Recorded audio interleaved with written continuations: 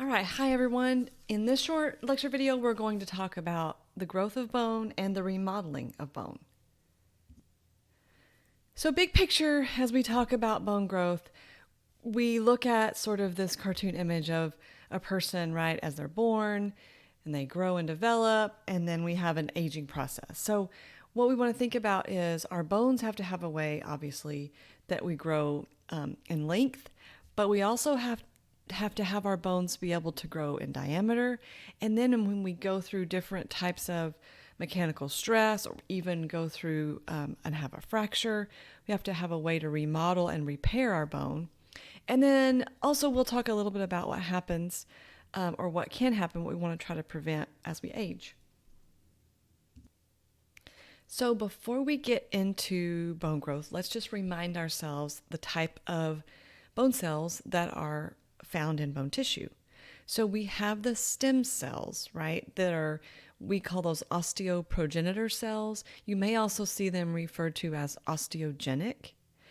And these cells then are going to remain as stem cells, but they can divide to produce our bone builders, right, or our osteoblasts. So blasts are builders. So osteoblasts means they are builders of bone tissue. They secrete specifically this organic matrix called osteoid that contains proteins, specifically collagen, and that's going to be sort of the foundation for where the minerals can deposit in that matrix.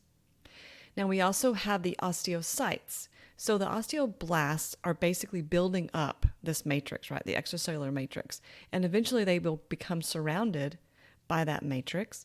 And at that point, they are considered mature osteocytes. So these are mature osteoblasts, right? And what the purpose of these osteocytes is to maintain the matrix and to detect what kind of stress, specifically mechanical stress, that's put on the bone. Our final type are the osteoclasts. So these are doing the opposite of the blasts, right? The blasts are building up bone tissue. These are breaking down bone tissue, and they do that by what's called resorption. So they are breaking down that extracellular matrix, and they do that by they secrete some acidic components that begins to break down some of that mineral, but they also release enzymes that will degrade away at some of the proteins. So to break down the cellular matrix or the extracellular matrix. Now remember that we have both compact bone, sometimes called cortical bone, and spongy bone, right? Both of these are living tissues. They have vascular supply, they have nerves that carry signals. The compact bone is denser, right? And what we find is the living cells are found in these concentric circles called osteons. We find the compact bone on the outer part of the bone and in the shaft or the diaphysis. The spongy bone is this lattice network, and it forms what's called trabeculae. And the spongy bone is found more internal, right, near the medullary cavity, but also in the ends, okay, the epiphyses. Now, the first type of growth we're going to talk about is interstitial growth. So this is basically making the bones longer, okay? So we think about when a infant is first born, obviously there's a lot of length that has to happen, lengthening to those bones as they grow. And we talked in a previous video that where the cartilage remains is called the epiphyseal plate. And that is the portion that we're talking about where we would continue to have growth occurring to lengthen those bones. So we're going to go through step by step this image on the right and go through the phases. But I want to point out to you that where this is occurring, right, is in the area of the epiphyseal growth plate because there's still cartilage present in that region of long bones.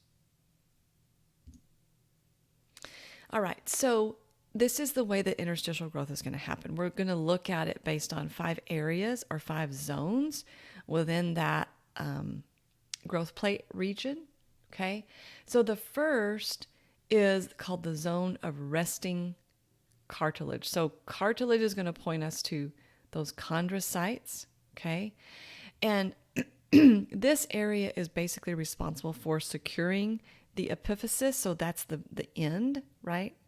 The knobby end of the bone to the epiphyseal plate. So that's the purpose of that.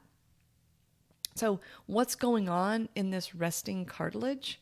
Okay, this is just production of matrix, right? Those chondrocytes are producing the matrix to secure those together. Now the next zone is the proliferating cartilage, or the proliferative zone. When you think about this zone, what's important is that we have a lot of cell division happening.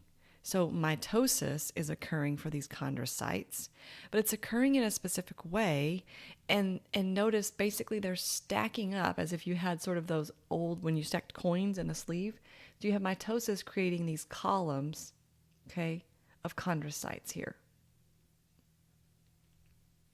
We move down and we have the zone of hypertrophic cartilage, or the area of maturation and hypertrophy. And essentially these cells, so look at the size of the chondrocytes in the proliferative zone when they're dividing versus the size down here. So the cells, the word hypertrophy means they're growing, right? They're getting larger. So that's exactly what's happening, okay? So we have these cells enlarging. Now, in the calcified cartilage zone, so down here, what we see is we begin to see calcification or mineral deposit that's happening in that matrix. Now, just like we've seen in our other types of bone growth, once we have calcification, those cells don't get the nutrients and the oxygen that they need, and so the chondrocytes begin to die. Now, the final zone, the zone of ossification, so ossification tells us this is where the bone production is occurring, right? Those capillaries are going to enter into that region, and with that blood supply, there are going to be these stem cells, right? The osteoprogenitor cells are going to enter that region. And when that happens, they do what the stem cells do, and they divide and become bone builders, or osteoblasts. And then we have that process continued, right, as long as there are still living chondrocytes in that epiphyseal plate. Now, once we no longer have, if we grow and build bone too fast, which we'll talk about when we talk about hormones. So when we build bone faster, then the chondrocytes can replenish. Then we end up sealing that plate and it becomes the epiphyseal line. All right, we also have, besides just bones growing in length, they need to grow in diameter or in width, right? And that's called appositional growth. So you can see that we have on the outside, right, the cortical or the compact bone, and then the spongy bone on the inside. And what we see is the periosteum is where we're going to find those stem cells, and those are going to divide to become the bone builders. So we begin to have new bone growth on the very outside within that periosteum.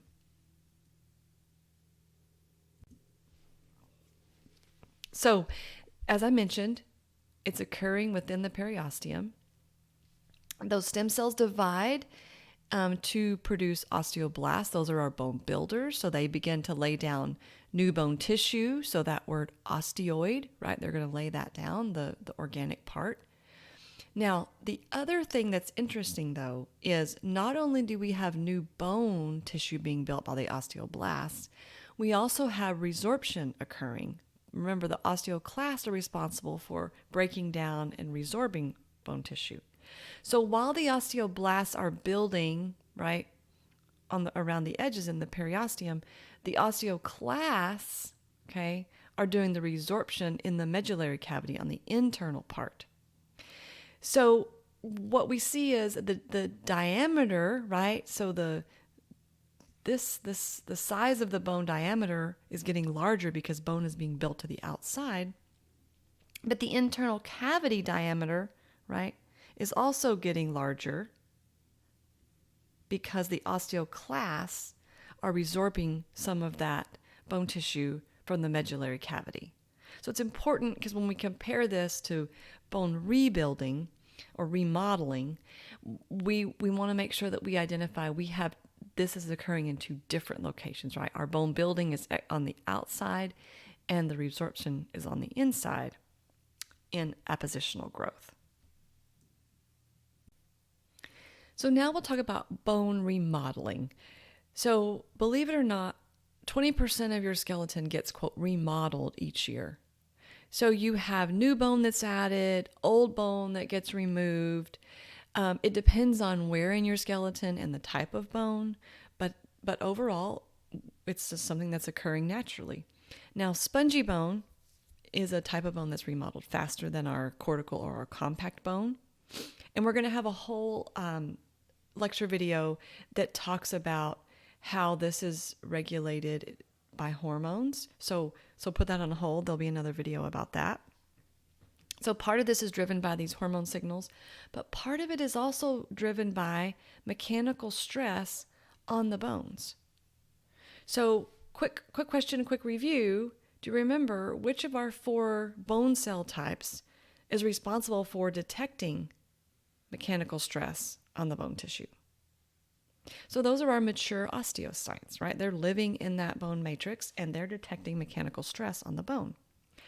So when it is detected, that is going to trigger our bone builders, our osteoblasts, to secrete more of that organic matrix where the mineral can be laid down. So in other words, it triggers the building of bone tissue, mechanical stress.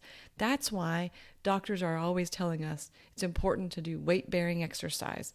Weight-bearing is essentially putting mechanical stress on our bones because our muscles are attached to those, right? And our bones are working as levers. And so that mechanical stress tells our bones, hey, you need to make more bone tissue here because you're using this area of the bone. Now, one thing to keep in mind as we think about being healthy, right? The kinds of activities that promote bone building, so your book talked about this a little bit. So walking, right? Running, lifting weights, the kinds of activities, not that they're not good for you, they may be good for you in other ways, but that aren't weight bearing are like swimming or elliptical, being on the elliptical machine. Because even though it may cause you may be using your muscles and you may be getting your heart rate up, the amount of mechanical stress on your bones is less, especially if you think about in the swimming pool, right? We feel gravity less in the swimming pool. And we know that, for example, when astronauts are in space, they have to be careful to use their muscles specifically because that just gravity itself provides a certain amount of mechanical stress on our bones. Now, the flip side of that, if someone is not active and they decide, oh, I'm just going to start training for a marathon, and they just go out and start running several miles when they have no, their body is not used to that, overly intense exercise can cause too much mechanical stress all at once, and then we might encounter a fracture or some other kind of injury.